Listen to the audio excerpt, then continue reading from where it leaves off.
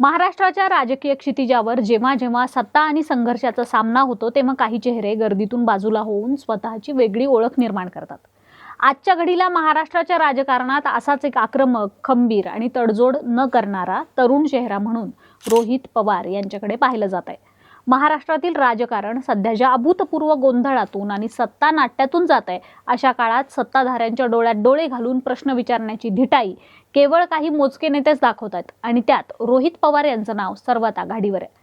भारतीय जनता पक्षाची केंद्र आणि राज्यातील सत्ता, केंद्रीय तपास यंत्रणांचा वाढता दबाव आणि विरोधी पक्षातील नेत्यांची झालेली पिछेहाट या सगळ्या पार्श्वभूमीवर रोहित पवार यांनी मात्र अन्यायाविरोधात आणि विशेषतः तरुणांच्या हक्कासाठी आपला बुलंद आवाज सुरूच ठेवलाय।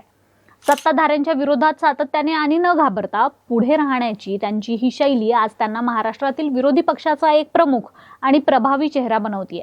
आजच्या या व्हिडिओतून आपण रोहित पवार यांच्याच राजकीय प्रवासावर बोलणार आहोत। नमस्कार, मी अनुजा आणि तुम्ही पाहताय कार्यारंभ। रोहित पवार यांच्या राजकीय प्रवासाचा विचार करताना त्यांच्या मतदारसंघातील यशाचा उल्लेख करणं अत्यंत महत्त्वाचं ठरतं। विधान परिषदेचे सभापती आणि भाजपचे ज्येष्ठ नेते राम शिंदे यांचा मजबूत प्रभाव असलेल्या कर्जत जामखेड मतदारसंघातून रोहित पवार यांनी सलग 2 वेळा विजय मिळवून आपली राजकीय ताकद सिद्ध केली आहे। कर्जत जामखेड हा भाग तसा राम शिंदे यांचा बालेकिल्ला मानला जात होता, परंतु रोहित पवार यांनी अत्यंत नियोजनबद्ध पद्धतीने स्थानिक प्रश्नांवर भर देत आणि थेट जनतेशी नाळ जोडत या मतदारसंघात आपले भक्कम स्थान निर्माण केले। स्थानिक प्रस्थापितांच्या विरोधात जाऊन सलग 2 टर्म निवडून येणं ही केवळ योगायोगाची गोष्ट नाहीये, तर ती त्यांच्या प्रशासकीय पकडीची आणि लोकसंपर्काची तसेच अविरत संघर्षाची पावती आहे। या विजयानं केवळ कर्जत जामखेडच्या राजकारणालाच नाही तर संपूर्ण महाराष्ट्रातील राजकीय समीकरणांना हादरवून सोडलेलं आहे। रोहित पवार हे केवळ एका मोठ्या राजकीय घराण्याचे वारसदार नसून स्वकर्तृत्वाची छाप पाडणारे नेते हे संपूर्ण राज्याला त्यांनी दाखवून दिले। आजच्या घडीला रोहित पवार यांची सर्वात मोठी ओळख म्हणजे युवकांच्या प्रश्नांवर लढणारा नेता। महाराष्ट्रातील तरुण आज बेरोजगारी, स्पर्धा परीक्षांमधील अनियमितता आणि पेपरफुटीच्या दुष्टचक्रानं होरपळून निघतोय। जेव्हा जेव्हा शासकीय भरती प्रक्रियेत गोंधळ झाला किंवा पेपरफुटीचं प्रकरण समोर आलं, तेव्हा रोहित पवार रस्त्यावर उतरून आंदोलन करताना दिसलेत। अभिजित दिपके यांच्यासारख्या ध्येयवेड्या तरुणांनी जेव्हा विद्यार्थ्यांच्या हक्कासाठी आंदोलनाची हाक दिली, तेव्हा रोहित पवार यांनी कोणत्याही राजकीय नफ्या तोट्याचा विचार न करता त्या आंदोलनात आवर्जून हजेरी लावली। फक्त हजेरी लावून न थांबता त्यांनी विद्यार्थ्यांचे प्रश्न विधानसभेत लावून धरले, प्रशासनाला जाब विचारला आणि सरकारला बचावात्मक भूमिकेत जाण्यास भाग पाडले। स्पर्धा परीक्षेची तयारी करणाऱ्या हजारो विद्यार्थ्यांच्या डोळ्यात जेव्हा निराशेचं सावट असतं, तेव्हा रोहित पवार यांच्या रूपानं त्यांना एक आशेचा किरण दिसतो। विरोधी पक्षातील इतर प्रस्थापित नेते जेव्हा या मुद्द्यांवर मौन बाळगणं पसंत करतात किंवा मोजक्या शब्दात प्रतिक्रिया देऊन मोकळे होतात, तेव्हा रोहित पवार मात्र आक्रमकपणे विद्यार्थ्यांच्या पाठीशी खंबीरपणे उभे राहतात। रोहित पवार यांची ही आक्रमकता आणि सरकारविरोधी भूमिका सत्ताधाऱ्यांना टोचणारी ठरली नसती तरच नवल।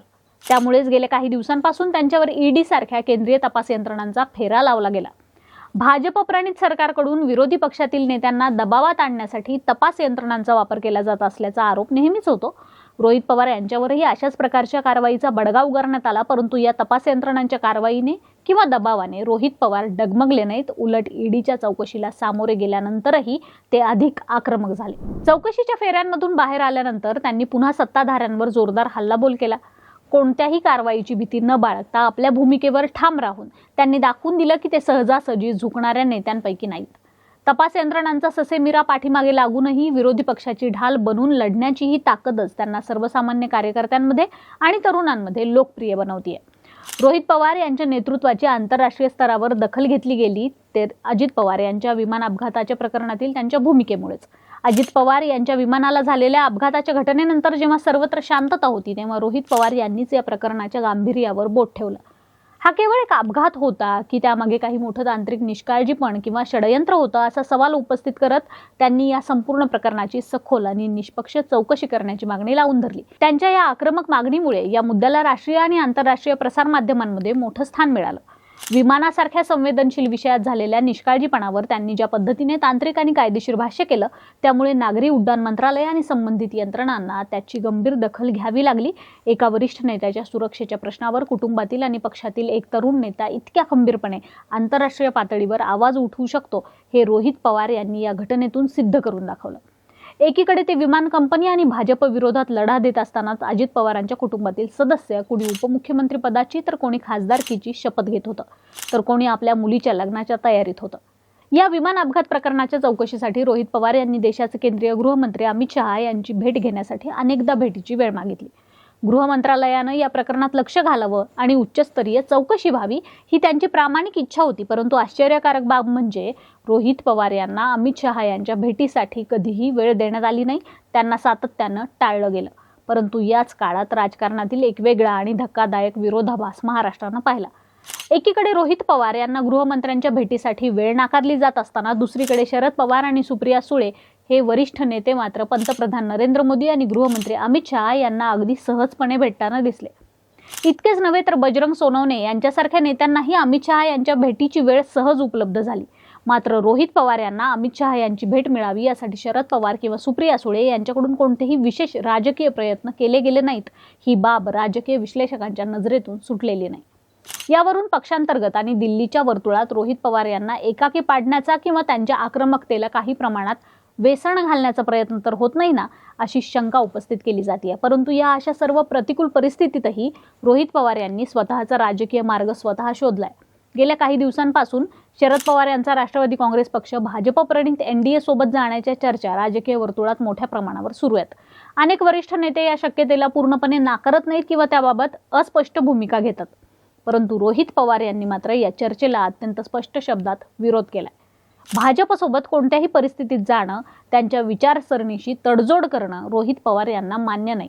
ते एनडीए सोबत जाण्याच्या विचाराच्या पूर्णपणे विरोधात आहेत. जर भविष्यात पक्षाने किंवा वरिष्ठांनी एनडीए सोबत जाण्याचा कोणताही निर्णय घेतला तर रोहित पवार भाजप विरोधातल्या आपल्या तत्वांवर ठाम राहतील आणि प्रसंगी काँग्रेस पक्षाचा मार्ग स्वीकारतील, अशाही चर्चा राजकीय गल्लीबोळात रंगू लागल्यात. सत्ता मिळवण्यासाठी विचारांशी तडजोड करण्यापेक्षा विरोधी पक्षात राहून संघर्ष करणं रोहित पवार अधिक पसंत करत आहेत, हेच यावरून सिद्ध होतं.